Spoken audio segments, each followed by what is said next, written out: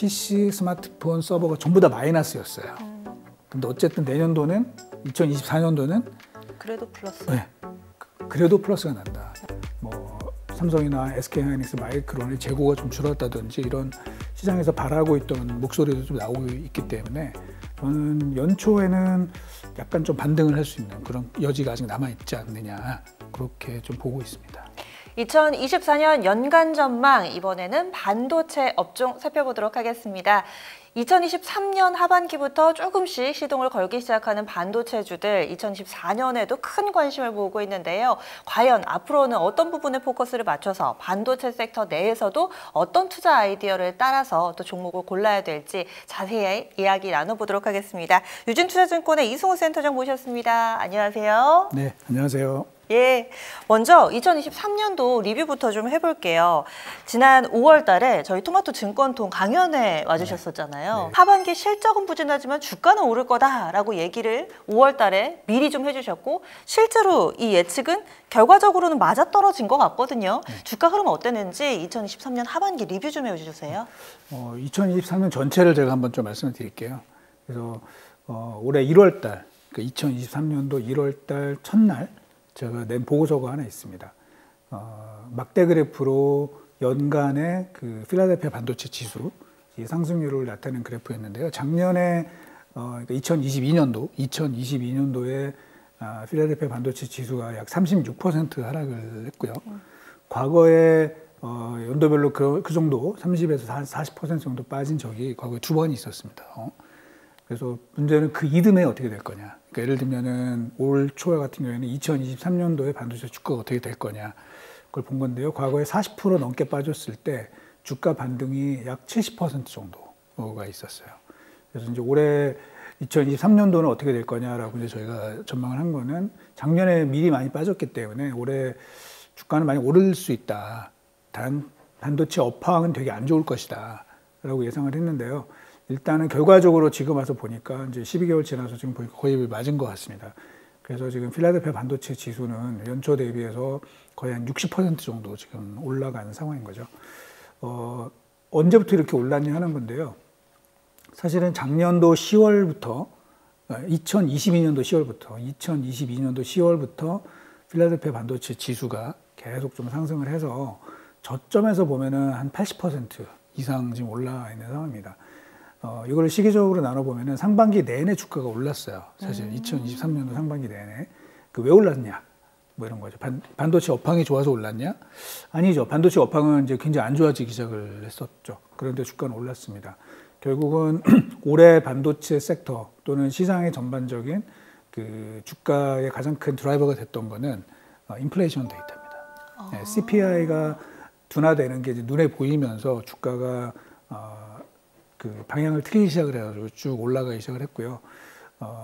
시기적으로 보면 8월, 9월, 10월 세 달 동안 이제 조정이 있었습니다. 반도체 지수도 세 달 동안 좀 상당히 많이 조정이 있었는데 왜 조정이 있었냐? 그 CPI가 그 7월 달, 8월 달, 9월 달 데이터가 이제 8, 9, 10월에 발표가 되는데 그때 3개월 연속으로 다시 CPI가 다시 올라가기 시작을 했어요. 그러니까 결국은 인플레가 둔화되지 않는다라는 이제 우려감이 생기면서 다시 주가는 조정을 받았는데. 다행스럽게 그 10월 달 CPI 데이터, 즉 11월에 발표가 된 거죠. 그때 이게 다시 한번 이제 떨어지기 시작을 했고, 그때부터 지금 연말까지 랠리가 계속 좀 되고 있는 상황이었죠. 전반적으로 보면은 올해 반도체 이 주가를 드라이버 했던 거는 실적은 아니었다. 그럼 뭐였냐? 인플레이션 데이터. 이게 되게 중요했다는 거죠. 결국은 시장에서 지금 그 가장 그 논란이 되고 좀 기대를 하고 있는 변수는 인플레가 둔화가 되고 2024년도에 과연 금리 인하를 단행할 거냐 이제 이거에 초점이 맞춰져 있는 거죠. 그래서 지금 자꾸 뭐 실적 얘기를 많이 하시는 분들이 있는데 그거는 제가 볼 때는 좀 포인트를 잘못 잡고 있는 것이다. 그러니까 결국은 올해 2023년도 전반적인 주가 흐름은 그 매크로 데이터에 의해서 움직이는 약간 금융 장세 가능성이 좀 있는 것이죠. 결국은 이런 측면에서 보면은 2024년도에 이제 주가가 어떻게 될 거냐 하는 건데요.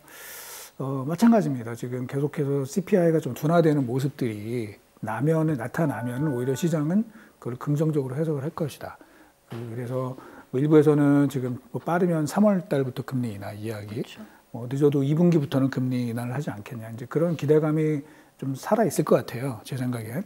그리고 다행스럽게 거기에 맞춰서 펀더멘털한 측면에서도 보면 뭐 메모리 가격이 좀 반등을 한다든지 또는 뭐 삼성이나 SK하이닉스, 마이크론의 재고가 좀 줄었다든지 이런 시장에서 바라고 있던 목소리도 좀 나오고 있기 때문에 저는 연초에는 약간 좀 반등을 할 수 있는 그런 여지가 아직 남아 있지 않느냐 그렇게 좀 보고 있습니다. 지난 강연 때 얘기 하나만 더 해볼게요. 그때 당시에 2023년에 핵심 키워드가 감산이다 이렇게 얘기를 해주셨고 그때 당시만 하더라도 마이크론 테크놀로지, 하이닉스 감산 얘기하고 삼성전자가 하는지 마는지 그게 상당히 좀 중요했었던 시기였잖아요. 실질적으로 좀 리뷰를 해본다면 감산 규모는 어땠는지 그리고 효과는 어땠는지 좀 알려주시죠. 네. 감산을 할 수밖에 없었죠. 왜냐하면 워낙 수요가 좋지 않았어요. 그래서 뭐 PC, 스마트폰, 서버가 모조리 다 수요가 감소했죠. 이제 큰 폭으로 그것도. 그래서 감산을 할 수밖에 없는 상황이었는데 또 재고는 이미 되게 많은 상황이었고요. 그래서 이제 저희는 뭐 계속해서 좀 감산을 많이 해야 된다. 감산을 해야 된다. 그것도 많이 해야 된다. 이렇게 말씀드렸고 결과적으로 이제 지금 와서 보면은 그 원래의 그 캐파랑 비교해봤을 때 최대 한 30%까지 현재는 그 웨이퍼 생산량을 줄여놓은 상황이고요. 이게 연말까지 이제 30% 줄이는 거니까 연평균으로 보자면 대략 뭐 한 15에서 한 20% 정도 감산이 된 것 같고 실제로 저희가 이제 프로덕션 빗 그로스라 그러죠. 얼만큼 비트를 많이 뽑아냈느냐 하는 건데 평균적으로 약 15에서 한 16% 정도 감산이 이어졌습니다. 다만 이제 30% 감산은 사실 굉장히 많이 한 거거든요. 그러면은 지금 상황에서는 내년에는 사실은 이제 스토리가 반대로 흘러갈 가능성이 있죠. 워낙 많이 줄였기 때문에 이제 그 가동률을 조금씩 높이는 이런 작업이 좀 진행이 될 텐데 중요한 거는 이거를 급하게 올릴 것이냐 아니면 좀 천천히 올리면서 계속해서 뭐 재고를 좀 줄여가는 전략을 쓸 거냐 이게 이제 중요한 키워드가 되지 않을까 그렇게 봐야 될 것 같아요. 재고는 뭐 결론부터 말씀드리면 여전히 매우 높습니다. 여전히 매우 높기 때문에 지금 이 상황에서 네. 공격적으로 가동률을 올린다 이렇게 만약에 기업들이 결정을 한다면은 주가에는 굉장히 타격이 클 거예요. 그러다 보면 또 갑자기 또 공급 과잉 뭐 네. 이런 얘기 나오면서 그래서 저는 그렇게 안 할 거라고 믿고 있고요. 네. 지금 이렇게 재고 수준이 제가 볼 때는 평균 그러니까 정상적인 수준과 비교했을 때는 두세 배 여전히 높거든요. 그런데 여기서 조금 가격이 반등했다고 해서 만약에 다시 뭐 공격적으로 가동률을 높이고 투자를 대규모로 진행을 하고 이런 상황이 발생을 하면은 투자자들이 굉장히 실망을 할 거예요. 다행스럽게 이제 최근에 그 지난주에 실적을 발표했던 마이크론 같은 경우는 제가 생각한 거랑 비슷하게 얘기를 했습니다. 뭐라고 얘기를 했냐면 그 내년도에 수요가 이제 올해보다는 좀 증가할 텐데 그 수요 증가율보다 자기네들의 그 생산 빅그로스는 생산 증가율은 좀 더 낮을 것이다. 이렇게 얘기를 했고 그게 뭐 저는 당연한 선택이라고 보고 있습니다. 만약에 그거와 다른 결정을 내린다면 그거는 뭐 투자자들을 굉장히 불안하게 만드는 그런 요인이 될 수 있을 것 같아요. 수요 측면에서 2024년도는 어떨지 보통은 뭐 PC, 서버, 휴대폰 이렇게 좀 나눠서 보잖아요. 그래서 수요 측면에서는 좀 늘어날까요?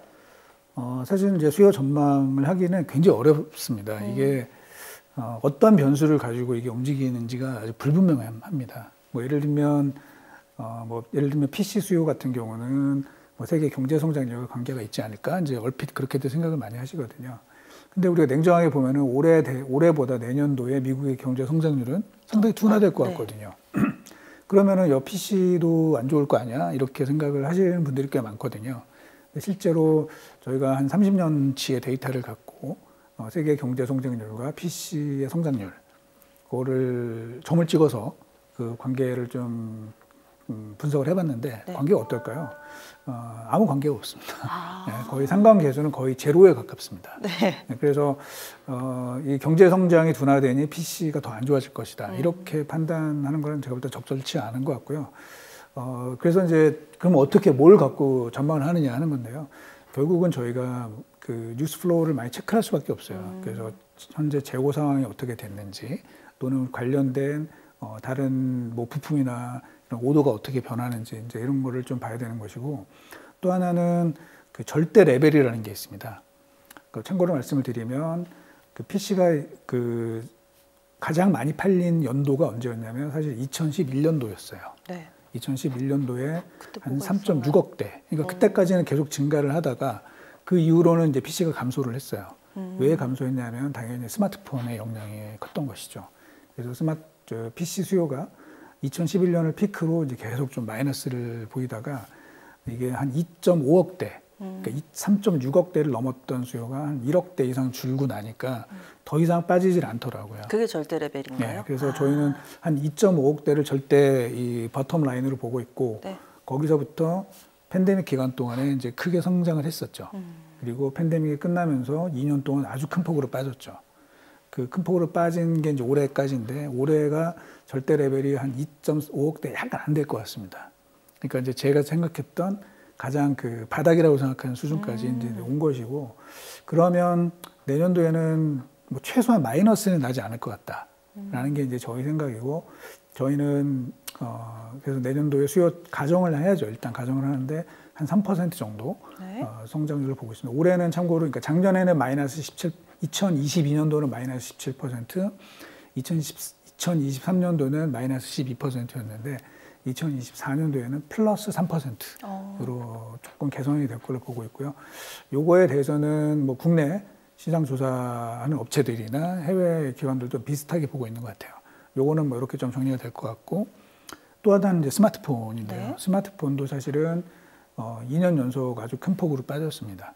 2022년, 2023년도 큰 폭으로 빠졌고 그거와 관련해서도 왜 빠졌느냐?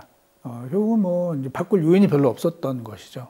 그래서 실제로 전체 이제 스마트폰을 교체하는 수요를 보면은 거기에는 이 중고폰, 예, 중고폰 수요가 상당히 많은 비중을 차지하고 있습니다.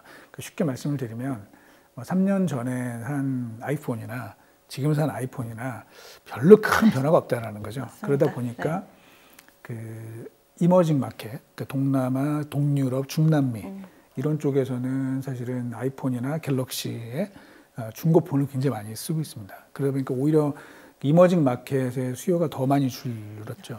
오히려 선진국 시장에서는 뭐 비싼 핸드폰들은 잘 팔리고 있어요. 네. 그래서 이런 상황이 당분간 좀 지속이 될 것 같다. 다만 마찬가지로 2년 연속 아주 큰 폭으로 빠졌습니다. 스마트폰이. 그러다 보니까 내년도에도 계속해서 마이너스가 날 것 같지는 않다라는 게 저희 생각이고 실제로 최근에 들리는 이야기는 가장 세계 최대의 스마트폰 시장인 중국 같은 경우에 유통 채널의 재고가 상당히 많이 이제 해소가 됐다라는 이야기들이 나오고 있어서 마찬가지로 내년도에는 뭐 올해처럼 마이너스는 안 나고 소폭 성장할 것으로 보고 있습니다.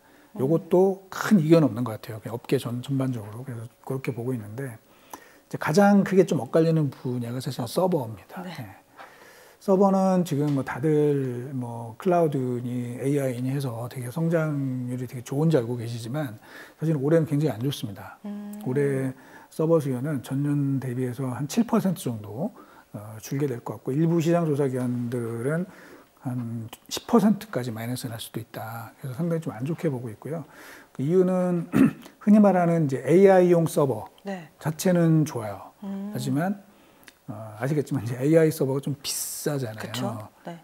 거기에 들어가는 반도체도 되게 비싸고 이러다 보니까 흔히 말하는 이제 트래디셔널 서버, 기존 CPU 중심의 그런 서버가 수요가 많이 줄었습니다.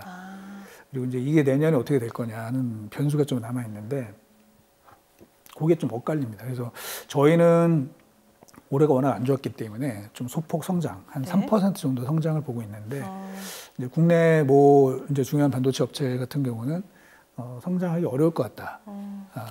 그래서 뭐 예를 들면 마이너스 1% 또는 0%를 제시를 하고 있고요.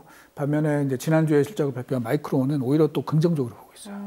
그래서 한 5% 이상 성장할 거라고 좀 보고 있습니다. 그래서 이런 정도 좀 차이가 있는데 핵심은 뭐냐면 2023년도에는 지금 우리 앵커님 말씀하신 PC, 스마트폰, 서버가 전부 다 마이너스였어요.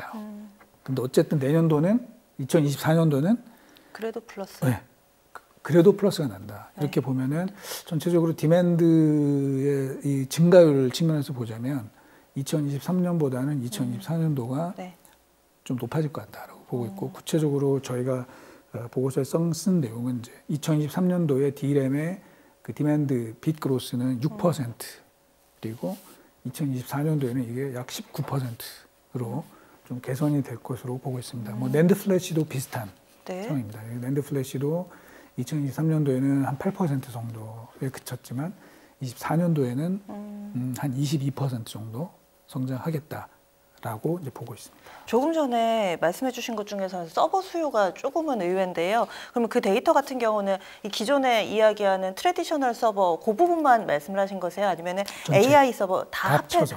다 합해도 약간 마이너스가 날 수도 있다 이렇게. 올해 2023년도는 마이너스고 내년도에는 소폭 성장을 좀 보고 있습니다. 네. 그러면 이번에는 공급단에서 얘기를 해볼게요. 지금은 일단은 감산을 좀 해놓은 상태인데 어느 정도까지 수요와 밸런스를 맞추면서 갈 수 있을까요?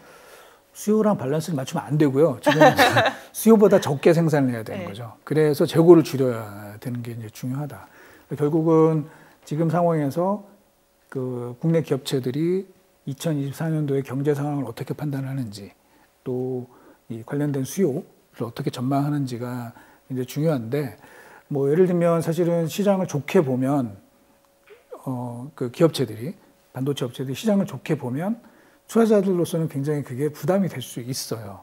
그죠? 좋게 보는 대신에 그러면 그거에 맞춰서 생산을 더 많이 늘려야 되겠다. 많이 팔아야 된다. 네. 막 이러면서. 그러면은 오히려 되게 불안해질 수 있는 거예요. 그런데 제가 만나본 이제 국내 뭐 양사, 메모리 양사들하고 이번에 실적 발표한 마이크론 같은 경우는 내년도가 이제 올해보다는 좀 나아질 거는 보고 있지만 여전히 재고 레벨은 높고 또 세계 경제는 좀 둔화할 수 있다. 최근에 뭐 다 아시겠지만 소비와 관련돼서 좀 둔화되는 시그널들이 곳곳에서 나타나고 있습니다. 그 지난주에 실적 발표 나이키 같은 경우도 수요 둔화 이야기를 했고 페덱스 같은 경우도 이제 물동량 감소 이런 얘기를 했거든요. 그래서 이런 것들을 고려했을 때 내년도에 뭐 저희가 수요가 좋다라고 이제 전망을 한다는 것은 제가 볼 때 현실과는 좀 굉장히 큰 괴리가 있는 거죠. 그래서 좋지 않습니다. 내년도도. 그래서 좀 이거 보수적으로 봐야 되는 것이고 그런 상황에서 그러면 이제 내년도에는 가동률을 어느 정도는 정상화하는 거는 당연히 맞다. 흔히 말하는 이제 원복이라 그러죠. 캐파 원복을 하는 게 맞기는 하지만 그 캐파 원복을 하는 그 속도가 저는 굉장히 조심스러운 게 천천히 올라갈 걸로 보고 있어서요. 구체적으로 제가 이제 말씀을 드리면 생산 빅그로스 기준으로 봤을 때 D램의 내년도에 빅그로스는 생산 빅그로스는 15% 정도를 보고 있어요. 아까 제가 그 디맨드 빅그로스는 약 19%라고 말씀드렸기 때문에 그거보다 약간 낮은 수준이 될 것 같고 그러면 그런 상황에서는 당연히 어떻게 될까요? 재고가 계속 좀 더 줄어야 된다는 거죠. 예. 그런 흐름으로 이어지지 않을까라고 생각을 합니다. 수요보다 공급이 약간 못 미치는 듯 해야지 공급자 우위의 시장으로 꾸준히 좀 갈 수 있고 또 재고도 좀 줄어들고 그럼 지금 현재는 재고 수준은 계속 좀 부담스럽다 높다 이렇게 봐도 여전히 높습니다. 예, 네. 여전히 많이 고점에 비해서는 좀 떨어지기는 했지만 여전히 상당히 부담스러운 수준에 있다라고 보는 거죠. D램 가격이 일단은 2023년도에 바닥을 찍고 반등 기준을 살짝씩 보여주는 것 같은데 올해 D램 가격 그러니까 2024년에 D램 가격 전망은 어떤가요? 저는 뭐 이제 재고가 계속 줄어들 걸로 현재 보고 있는 거죠. 저희가 모델링을 하죠. 그 디맨드가 어떻게 될 것 같고 공급이 어떻게 될 것 같고 그러면은 그거에 따라서 재고는 어떻게 바뀌고 하는 것이고요. 그러면 뭐 구체적으로 말씀을 드리면 저점 대비해서 가격이 올라가는데 얼마 정도 올라갈 것 같냐. 저희는 뭐 보고서에서 제가 썼던 내용이긴 하지만 미니멈 그 저점 대비 약 60% 정도의 가격 상승을 예상을 하고 있습니다. 분기별로 보면은 미니멈 60이요? 네. 아. 네. 그러니까 2023년도 상반기까지가 이제 바닥을 찍고 약 분기별로 매 분기마다 약 10% 정도씩 네. 올라가게 되면서 뭐 2024년도 말까지 보면 6분기가 남아 있기 때문에 저점 대비로는 한 60% 정도 가격이 D램 기준으로 올라갈 수 있다 이렇게 얘기를 하고 있는데요. 보고서에 썼던 내용이고 뭐 제가 지어낸 얘기는 아니고 보고서에 썼던 내용이고 네. 최근에 뭐 뉴스 보셨는지 모르겠지만 웨스턴 디지털 같은 경우도 낸드 플래시도 가격을 좀 올리겠다라고 좀 얘기가 나오면서 네. 저점에 비해서는 약 55% 가격 인상 이야기까지 고려하고 있다. 이런 얘기가 나오고 있습니다. 그래서 저는 뭐 중간에 왔다 갔다 할 수는 있겠지만 그리고 뭐 분기별로 조금씩 차이는 있을 수는 있겠지만 좀 많이 올라갈 수 있다 이렇게 보고 있어요.